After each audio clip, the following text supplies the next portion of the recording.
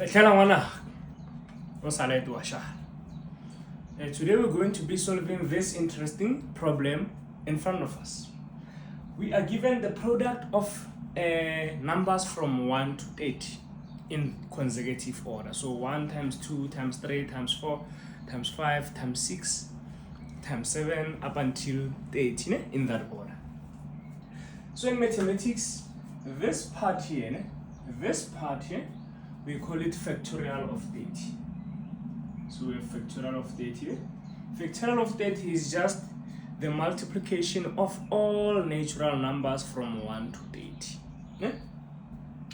And then we need to find the largest value of k such that 3 to the power k is a factor to this product. 3 to the power k must be a factor. So a factor is something that divides completely into a number. Ne? A factor of a number, it's a number that is going to divide completely into that number without leaving a remainder.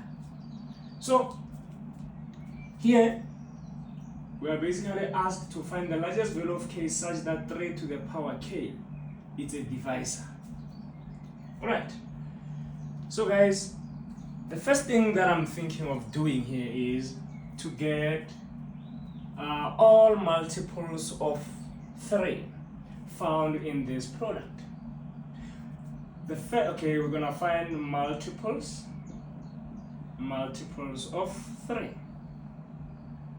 No? The first multiple of 3 is 3, right? The second multiple of 3 is 6. The third multiple of 3 will be 9, which is found somewhere inside this product, right? So times 9 times the fourth is 12, then we keep on going 15, we keep on going 18, we keep on going 21, we keep on going 24, we keep on going times 27, we keep on going 30. So all these are the numbers that 3 can divide into in this product. The other ones we're going to leave them because 3 cannot multiply into them.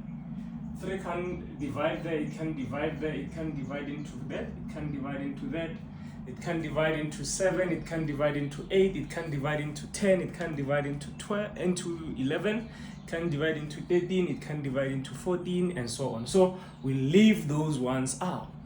We only take the ones where 3 can go into. Alright.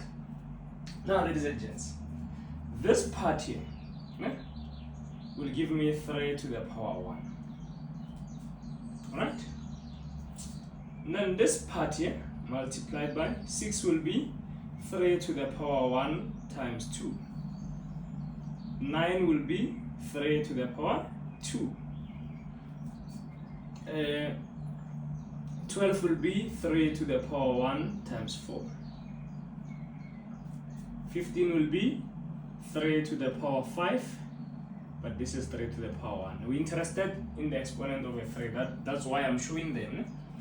18 will be 3 to the power 2 times 2, because 18 is basically 2 times 9, but 9 is 3 to the power 2.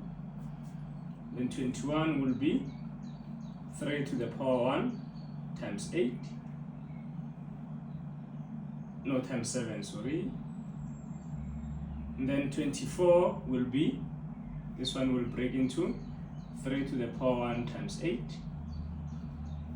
And then 27 will break into 3 to the power 3, because 3 times 3 times 3 is 27.